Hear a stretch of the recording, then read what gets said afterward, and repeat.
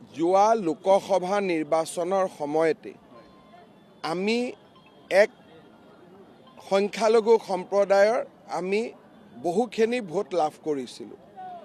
আজি যদি আপোনালোকে দেখা পায় যে নৰেন্দ্ৰ মোদী ডাঙৰীয়াৰ আঁচনিসমূহ সংখ্যাগুৰু সংখ্যালঘু কোনো ভেদ নাই। আমি অৰুণোদয় দিছোঁ, সংখ্যালঘু সংখ্যাগুৰুৰ কোনো কথা নাই।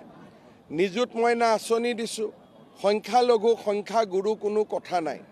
অৰ্থাৎ সবকা সাথ সবকা বিশ্বাস সবকা প্ৰয়াস, এই যিটো মোদী ডাঙৰীয়াৰ মহামন্ত্ৰ, সেইলৈ আমাৰ ৰাজ্য চৰকাৰখনো আগুৱাই গৈছে।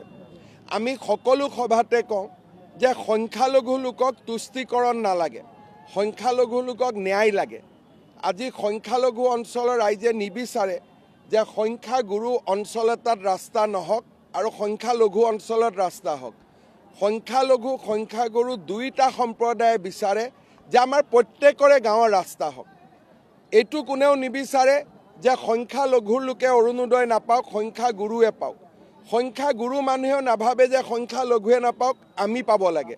সকলোৱে ভাবে যে প্ৰত্যেক দুখীয়া পৰিয়ালতে এই আঁচনিবোৰ আহিব লাগে। গতিকে যিটো সমানতাৰ মন্ত্ৰ, তুষ্টিকৰণ নহয়, সমানতা, সকলোকে একেধৰণে আগবাঢ়ি লৈ যাওক, দৰিদ্ৰতা নোহোৱা কৰক দেশখনৰ পৰা, অশিক্ষিত মানুহৰ পৰিৱৰ্তে শিক্ষিত চাম গঢ়ি তোলক, গাঁৱত চিকিৎসালয় পাতক, হস্পিটাল পাতক, মহিলা উদ্যমিতা আঁচনি আনক, সকলোকে সামৰি লওক।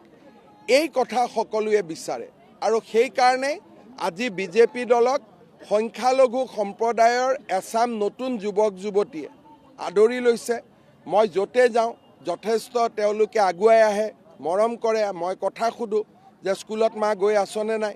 গৈ আছোঁ মামা স্কুলত। ভাল কৰি পঢ়া শুনা কৰিছ নাই? কৰিছোঁ। পুলিচৰ দৌৰাৰ প্ৰেক্টিছ কৰিছনে নাই? কৰিছোঁ।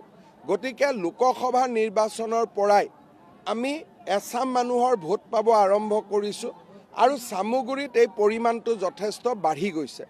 কিন্তু চামুগুৰিৰ নিৰ্বাচন মই ভাবোঁ যে বিজেপিৰ জয় যিমান, তাতকৈ ৰকিবুল হুছেইনৰ পৰাজয় তাতকৈ বেছি।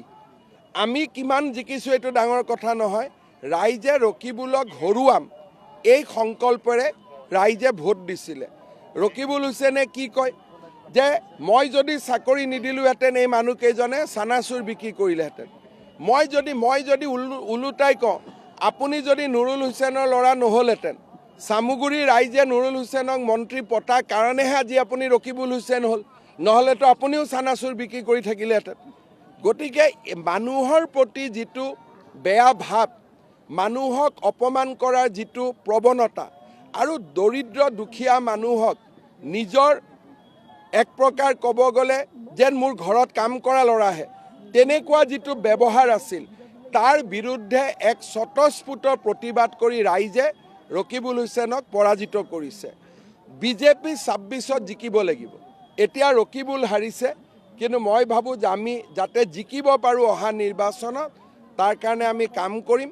আৰু ইয়াতে সংখ্যাগুৰু আছে, সংখ্যালঘু আছে, সকলো আছে। সকলোৱে আমাৰ দলক কামৰ বিনিময়ত ভোট দিব, তাক মই বিশ্বাস কৰোঁ।